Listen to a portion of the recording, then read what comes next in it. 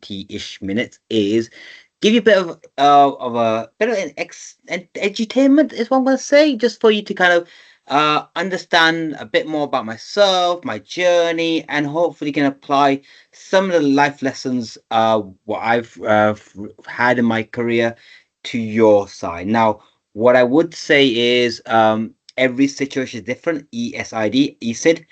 So what worked for me may not work for you. Also, in terms of this, I decided at the very last minute, I think, just to say, okay, we're going to try to avoid the tech, but more focus upon practical things you can do. So, bear with me. It will make sense. You'll think, what the heck is this guy on about? But we'll get there. Now, first things first, let's do a who am I? Okay, so obviously a little bit of geekiness in the top left-hand corner there. So thank you, dear, for that kind of introduction. But I'm no longer at CompTIA. I've left CompTIA. I'm now just waiting to start my next role. It's going to be very exciting stuff. So if you're not already connected with me on LinkedIn, please connect with me. I'm a big fan of following people who progress in their careers. And when you get your certification, when you get in the next job, or you do an internship or apprenticeship, whatever you're doing, I will be there saying, yes, congratulations, and flying the flag for you folks. So in terms of my career, it's kind of almost kind of surreptitious. I can't say the right word at the moment, okay? But the fact is, about 21 years ago, I graduated from the University of Bradford, and I would say I did the original degree in cyber, because it wasn't cybersecurity back in that days. When it says cyber, it's all about cybernetics. So essentially, what I did was get that degree. I think it's 14th July was graduation. 24th of July, I was living and working in Japan, and that's where through a series of fortunate events, I ended up getting certified, courtesy of Japan, essentially. And that first certification was the CompTIA Plus. So moving swiftly on, I've had a nice career, very much focusing on IT security. So what I mean by that, I was a sysadmin, realistically going out and saying, okay, right, you got a system, you got all these wonderful networks, and there's no cloud at that point, it's all on premise. Now, how do we keep them secure? So kind of doing a kind of dual role there, as well as talk about training and getting people up to speed, as well as actually getting hands-on on the keyboard. Following that, I've been a technical consultant for different organizations worldwide, Microsoft, HP, can spring to mind in terms of the ones I spent most time with. And alongside that, I was a program manager, again, developing people in terms of, again, do they have the qualities and skills that we need? And we did actually a huge program in the Midlands with an organization called Agilysys. That goes back for a while. And one day, CompTIA knocked on my door, and I was there for quite some time. So if you do already follow me on LinkedIn, you probably know that I originated the Cyber Ready program, which was about getting people like yourselves, and after they graduated or even career changes, to move into a security analyst job role. I actually led the project to create the career framework you may have seen on the UK Cybersecurity Council website. So lots of great opportunity there at CompTIA. And then, as you can imagine, someone else knocked on my door, and then you have to kind of move on. Now, why this slide is full of different logos, I just want to kind of back up in that kind of way. It's a case of sometimes I'm not about just collecting badges. It's a way for me to kind of say, right, do something every year. You want to mark your year with, I did that year. So whether it is a certification, whether you're doing some kind of course, but the fact is, you don't think about, oh, well, that was an old certification, no one cares. For example, right now, the hardest certification I'm seeing right now is within the server space. Why does that matter? Well, where is AI being powered from? It's powered from data centers. So if you don't understand servers, you don't understand data centers, you pretty much don't understand AI, how is that kind of powered, etc. Windows 10, now, if you folks don't know what's happening later this year, Windows 10 is going bye-bye. So there's going to be lots of jobs right now available. So if you're thinking about like a summer internship or about some summer work, you'll be these big companies that want individuals like yourself to literally go into big massive offices and change machines from Windows 10 into Windows 11. It's simple as that. So you should go out and look for those roles. Now, every situation is different, like I said previously, but the fact is there's the opportunity and you have to go and find it. And this whole session is all about opportunity and how you find it or how you actually take advantage of it. Okay. So first things first. I'm a big fan of movies, and I mentioned, I didn't really mention at the beginning, but this, I'm going to talk about some movie quotes that I think it should work with you. I'm so sorry. I'm a child of the 80s and 90s, so they'll kind of go and talk about those kind of movies there. But if I'm sure you've got all the streaming sites in the world. Look at these movies. They're great movies in themselves. So the first one is from The Secret of My Success, starring a gentleman called Michael J. Fox. And you're thinking, who's Michael J. Fox? You may have heard of Back to the Future. He's that guy from Back to the Future. And within that, there's a quote that has always stuck with me. You're in the front door, kid. What you do on this side is up to you. Well, what does that actually mean? Well, when you see a job advert or some kind of job description, it's never the real role. You probably do maybe about 60% of the role, probably even less of it. And actually, what you really counts is what you bring to the table. So whether you can decide to follow, right, that's, we do A, we do B, we do C, and you can be that complaint and say, well, A to B to C, it never works. Or you could be that enabler, the hero, and say, you're not the complainer, you're going to be the fixer. So always find opportunities to go and say, yeah, actually, this does not work in a nicest possible polite way, because you don't want to, if your manager made that process, you don't want to kind of upset them, but say, you actually give a constructive feedback of what you can do to improve. So never ever think you're always constrained by that job description. This quote from Richard Branson, I kind of agree with, kind of don't, but I would say if I cross out amazing there, it really works. So if someone gives you an opportunity, you're not sure you can do it, just say yes and learn how to do later. Now, with a caveat on that one is at least know something about that topic. So, I know if we're living in the world of AI, we can ask our wonderful LLMs and it will tell us the answer. Well, will it tell the answer or will it hallucinate the answer? Do you have enough subject matter expertise to know whether it is the answer? So what I mean in this case is be that person that's saying yes. If there's a boring task, a compliance thing that someone has to do, that form that no one in the teams wants to fill out, be that person, stick up your hand and say, yeah, I'll do that. Volunteer. And yeah, I know that might think, well, I don't get paid enough. But the fact is, at this point in time, you want to be that sponge. You're all in that early careers bit where you can afford to literally almost choose what you want to do, the way you want to specialize. So the more you say yes, the more exposure you're going to get on different aspects within the industry. Another movie I absolutely love, and if you folks haven't seen this, you need to see this. And it's Labyrinth from 1986, and the quote is, "Sometimes the way forwards is the way back." Right. What do I mean by that? Okay. You may have seen this roadmap. I'll share these slides so you can pick up the link from this for this wonderful roadmap. And I helped create that one, this version of it anyways. And essentially, you can see from left to right, it goes from beginner, intermediate, advanced, expert.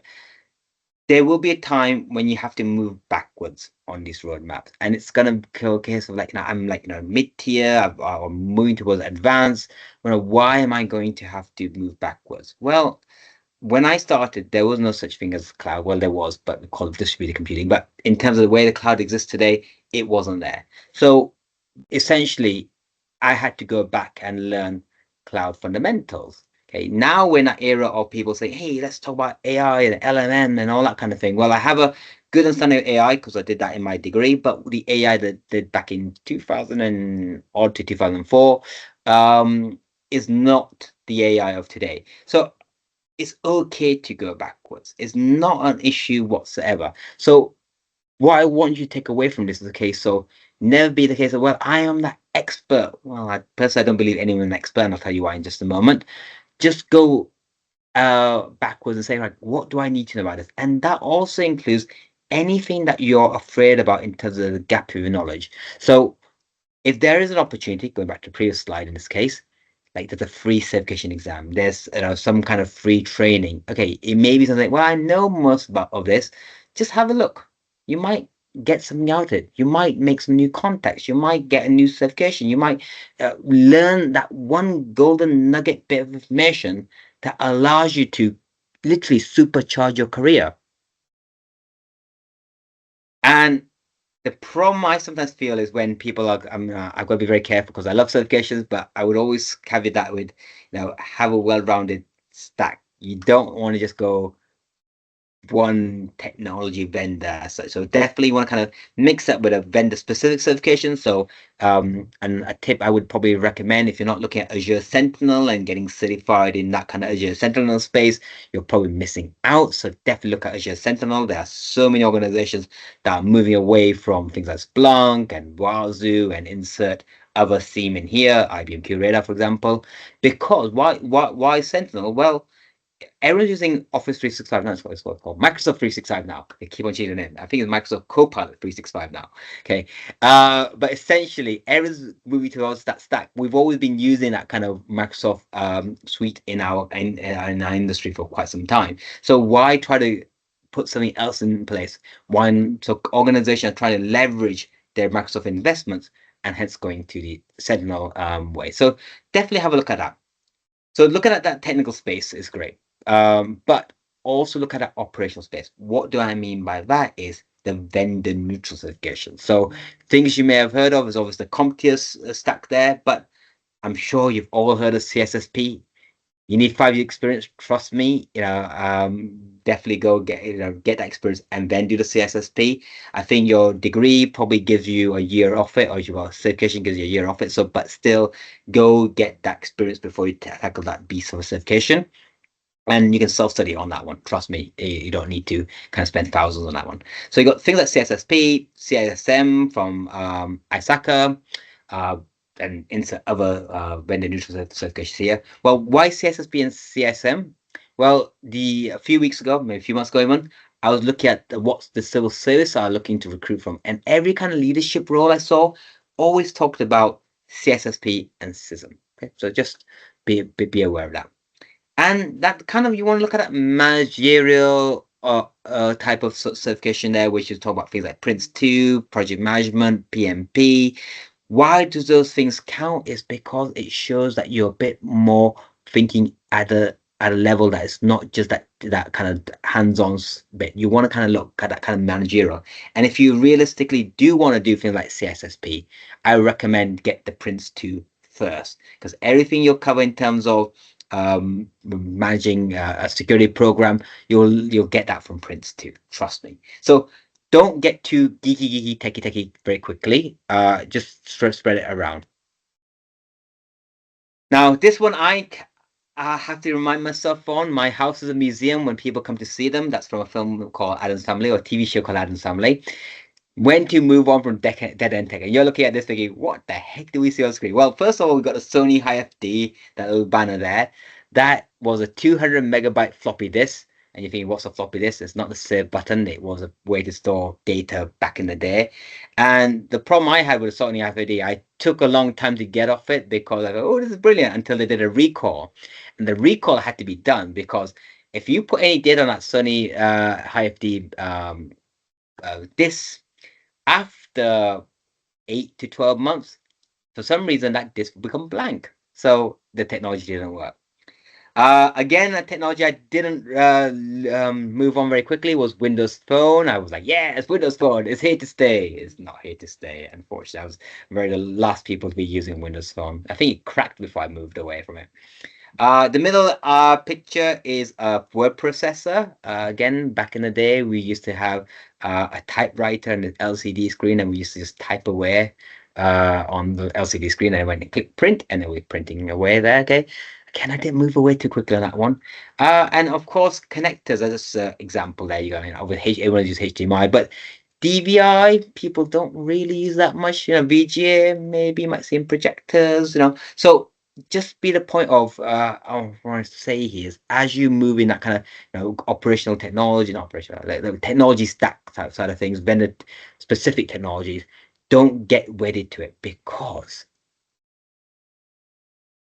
you know well, I'll come back to that in a second, but I'll come back to that point in a second. But the point is, if you do get wedded to it, just understand that there could be some uses. So I mentioned operational technology, but not in that context, I was supposed to say. But operational technology, use some very, very old kit there. From things from like Windows NT, and again, you're thinking, what is Windows NT? It was a version of Windows from a long time ago.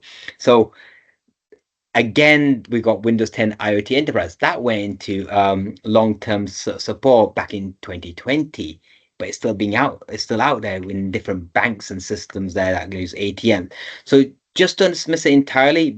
Obviously you need to know it, but get to the point when you need to kind of dump it and move on.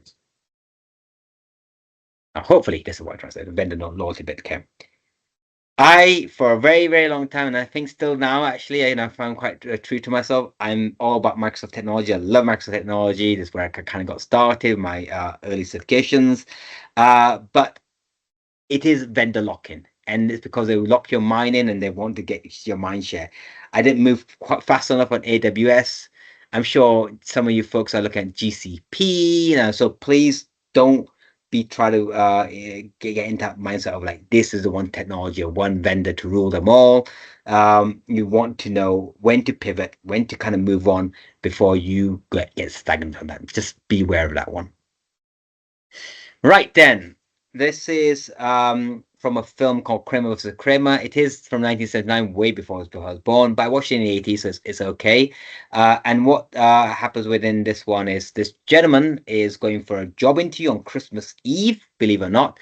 And he says, well, to the hiring manager, if you really want me, you've got to make a decision now. Now, what I'm saying about that is essentially know your worth.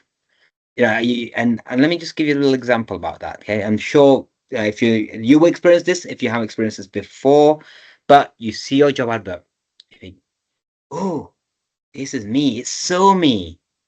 But you don't apply because you hesitate because it's just too good to be true. Then someone slides into your DMs, some of your friend or so, and says, hey, no, we saw that job advert. That's you. You should apply for it. And then you after you speak to your friends, you speak to the hiring manager, you speak to your family, but you speak to the hiring manager and you think, actually, that is just so me. And you apply for the role and you get rejected. Okay. Or you get the interview and you get rejected. What I really want you to take from that is just move on. Don't get bogged down on this. It hurts. I remember for one job role, this is going back a very long time, probably 10 years. It was just literally, I felt it was written for me, and I applied, and I just kept on looking at that role after I was rejected again and again. It's like, what could I done? What could I done? Well, there's nothing wrong with lessons learned. In cybersecurity, we talk about lessons learned. So let's talk about some lessons learned. Okay. Now, don't really get bogged down on CVs, but I will say this, don't reuse that same CV for different jobs. Please, that's just lazy, okay? And you should always look at CV and say, right, for this particular job, it has to be tailored using the right knowledge, skills, abilities, and tasks. Make sure you tailor it for each of those roles, okay? Of course, we're in a world of AI. You're probably playing AI bingo right now, and you're thinking, or drinking game, who knows? Okay, and you can use ChatGPT, Copilot. But what I would say is, go and look at skills frameworks. So things like ENISA's ECSF, NICE framework, the UK Cyber Council framework, or even other job adverts similar to that. So see what they say about that kind of role, and modify your CV to kind of appeal to that. And I don't care if you got 2 years experience or 20 years experience, just 2 sides max. No one's gonna read more than 2 sides. It's as simple as that. So I struggled very recently. I updated my CV for I was asked to join a board. I said, can we have your CV? And I said, okay, I'll give you a CV. And I'm like, oh God, I'm gonna make it 2 sides. So you have to spend that time and modify it for the right role. Okay. So the other thing I would say to you is also look at how much do you prep for the interview. So if you had that interview and did you really prep for an interview? Great phrase to keep to yourself. Remember it, fail to plan, plan to fail. It's simple as that. Okay. So the people that are interviewing you, I'll give you their valuable time. Please treat it with what it deserves with respect, and also do your research. What I mean by that is, okay, I've interviewed, oh God, probably in the hundreds of people, maybe bordering of thousands, unfortunately. Fortunately, I don't know which one yet. Well, no, I'll tell you in about a few years' time. But when I ask people about, okay, what do you know about a company? What do you know about products? Okay, have you done anything about it? Do you know who the CEO of the company is? Okay, you can, and obviously when you get an invite for an interview, tell you you'll be interviewed by Joe Bloggs and Jane Smith. Well, great. find out who they are. Okay, if they, you might even drop that connection to LinkedIn. Looking forward to speaking next week, sort of thing. But I had one individual that did this. Don't do this. Don't dox them. Don't go like, I know where you live as such. That is kind of scary, freaky. Ironically, that individual did end up getting the job role, but that is like 1 in a million. So please don't do that. And that cover letter. Okay, I love when I see cover letters, which is just basically a rehash of the CV. It shouldn't be. It's there to give you a bit of context of your wins or the journeys to get those wins to get there. What you're really talking about is when you're talking cover letters is sounding a bit human. These are just all bullet points. This is a point where you can really shine and sound human. And someone goes, okay, I want to talk to this person. I want to see what makes them tick as well. Okay. Yeah, I've kind of said that. Okay, let's move on. Yeah. Now, we are sometimes just fodder. Okay, so you apply for that role, that you really love, but no, you don't get it because it's earmarked for somebody else. Okay, it's the way it is. It's the way of the world. Some big organizations have to advertise it because that's the rule, but it's written for somebody. And whatever you do, you can move the entire big statue of the world. You will never get that role. It's not yours. Okay. So, how do you avoid being followed? Now, earlier, I was talking to some of these wonderful people on the call here, and I was talking about, I was at InfoSec last week, and that's what I say to you folks, like, get out there, network, connect, speak to people. And I mean, speak to people. Don't go and say, can I have a bit of swag, please? Go and talk to them, okay? And try and see if there's, and if you've been on one stand and you think, hey, right, this is Johnny Briggs, again, so show my age, if you Google Johnny Briggs, you'll get something, okay? And there's a BDM, business development manager, great role, nothing wrong with that one. But if there is, the business development manager's director there, go and have a conversation with them. Try and build that network and understand what is it about that organization, what is it about that technology that is so good. And that's just for your own benefit as well as benefit if you're going out there and maybe applying for a role with that organization. Okay, so I mentioned InfoSec last week. This week is London Tech Week. Now, if you aren't there or you're not doing anything about going out there, please do something because think about what's happening in your area. Just turn up.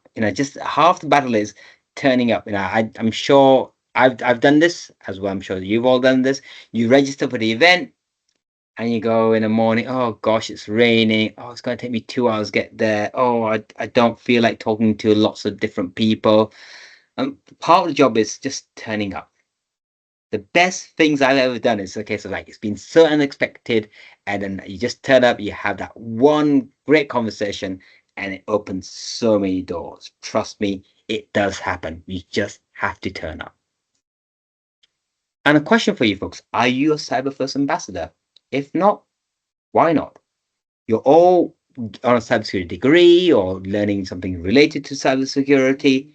You should be, or you might even be a professional. Okay, why aren't you giving back to the community? Because not the cyber first ambassadors are everything. You have people from banks, you have people from retail organizations, you have people from across the spectrum of the industry.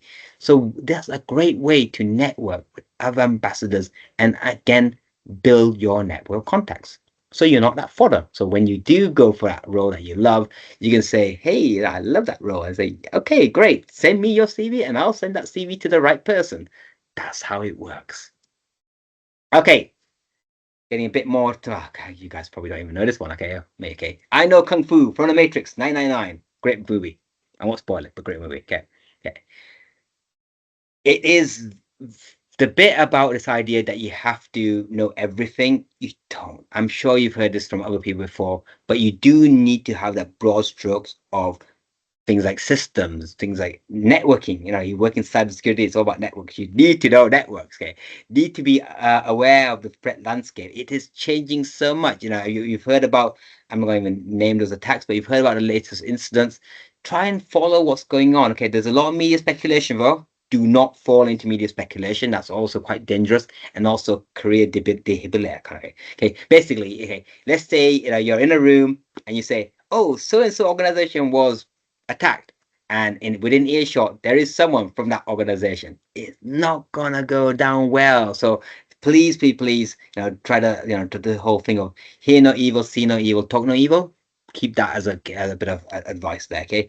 Regulation frameworks. Oh my gosh, this is the year of regulation. There's so much going across in Europe, so much coming in the UK, the cybersecurity resilience bill. If you're not reading about it and not keeping up to date about it, make sure you do. But that's the kind of the broad spectrum at the top.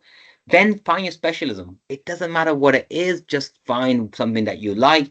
Now, my only caveat might be rather than having one, maybe one, maximum two, because there's only so much you can spread thin. Because, for example, if I move on to the next slide, if that's the one, okay, if you go into the cybersecurity career framework, and when you click on one of these diamonds, what will happen is a few other diamonds highlight because they're adjacent roles that you can, or specialisms you can kind of pivot across. So, and you might look at this saying, my specialism isn't there. So if you're a kind of OT, ICS type person, you want to kind of go in that area, there's more. It's an emerging market. So don't worry about that. I'm talking about cyber capability development. I'm not even on there, but I'm listed on a nice framework. I'm listed on the ECSF framework. So it doesn't matter what you're into it or what you're into, which area you're into, specialism of it, just have something. Right, now on from Matrix. I can only show you the door, Neo. It's up to you to walk through. Okay, what do I mean by that? Well, I mean you have to have mentors, and you have to also be a mentor. And being a mentor, well, actually, first let's talk about mentors. Okay, you have to respect the time. I had an incident once, I had a mentee once that wanted me to teach them the entirety of Security Plus on Saturday mornings for so many weeks. Okay, and they were great. They were like a sponge. But it came to a point where I was running out of family time because the hour session would go 2 hours, the 2 hour session would go 3 hours, and it just went on and on. Okay, but that person's absolutely was a sponge. They've done excellent in their career, and I love them that they actually took everything I told them and they worked for it. But I would say respect the mentor's time. They can't teach you everything that they know. Okay, so just be aware of that one. Okay. And what I recommend is just get multiple mentors. You want to have mentors from different areas. So you might have that techie mentor. You might have someone on that business side. You gotta have someone who understands the idea of maybe have, some people who've set up their own businesses in cybersecurity or other areas. Okay, it has to all be in cyber, but where you can bounce ideas off, you can have that conversation that when you have that crisis at 11 a.m. or 11 p.m. at night, you can go, okay, can I call you? And they go, yes, you can. And you can talk about something and just let off a bit of steam. And just like I said, being a cyber first ambassador, be a mentor for others. It's the greatest thing about when you share something, you become a bit more specialist. I won't say an expert, but you can at least talk about it with a bit more authority. That's what is very much about there. Right, trying to see how I'm gonna do this one. Well, it's okay. Karate Kid, 1984. This is Mr. Miyagi. If you haven't seen this film, it's a brilliant film. And he's telling his student very important thing about here that walk on the left side safe, walk on the right side safe, walk in the middle, squish, just like grape. And you either do karate or you don't do karate. There's no maybe. And I would say that to you for cybersecurity, it's the same kind of thing. You're either doing it or you're not doing it. It's as simple as that. And I'll tell you why this is important is it's tough. Remember, we're talking about an industry or an organization that you'll be working at. And it's not going to be a case of if you get hacked, it's when. That's scary. And that kind of thing, that's almost like a Damocles sword over your head that, let's say if you're that person that it would happen under their watch, it's not a great situation to be in. I think the last time I checked, the lifetime of a CISO was 18 months. It used to be 14. So at least someone CISOs are doing something right, I guess. But what I would say is take joy in what you do. Look after your mental health. It won't be a good situation where you come home and you had all that stress at work and you just don't want to talk to your family because you're just giving everything to work. So please be sure this is the industry you want to work in. It is a tough industry, but there are areas you can pivot into. So I started off, like I said, cyber, IT systems, IT security. Someone said to me, okay, can you train our wonderful engineers? And then I went that way. So what I'm trying to say here, I found something I liked.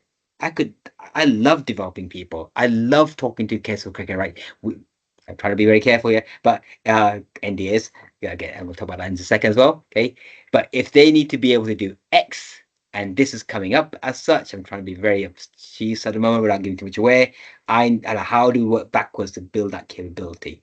And that's what I love doing. So what I want you to do is, as you go through your career, just find out what you love doing. And if you find something you like and you fall out of love with, that's fine. Move on to something else. So like I said here, what I would very much say to you is don't chase job titles. They don't mean anything realistically. Remember, only so you only do like 50-60% of the job. Money comes, money goes. No, it is it's not something you should be really looking at as such. As long as it pays your bills, okay. That's very much that's caveat there. Is make sure it pays your bills, okay. And don't try to chase success. Success means something to everyone that differently, okay. What I would say is chase excellence. So basically, you take pride in what you do. You're happy what you do, whether you're doing it, for let's say £2 or £200,000. It doesn't matter. If you're chasing excellence, it is everything will open for you. Trust me on that one. Right, so Fight Club, never move for 999. Okay, the first rule of Fight Club is that you don't talk about Fight Club. The second rule of Fight Club is you don't talk about Fight Club. And again, going back to cybersecurity, you will have access to so much information, so much data, so many technologies. Remember, I was trying to be the KG earlier. Okay, you will have that same situation where you have to kind of be very much a case of you don't share. Simple as that. Okay, when people ask me, relatives and friends that are not very close at all, I tell them I work in IT training, and they think that's boring and they never ask me anything again. But what I do is really exciting, and I never tell you what I can do, but that's the bit I would take away from this. Okay, you're going in a sector that's going to have a lot of sensitive information, official sensitive, official confidential, all that kind of thing. Okay, please be aware and please respect that kind of area that you work in. Correct. So sorry I've talked a bit longer than I wanted to, but I'm opening the floor for questions, queries, or any comments. So if you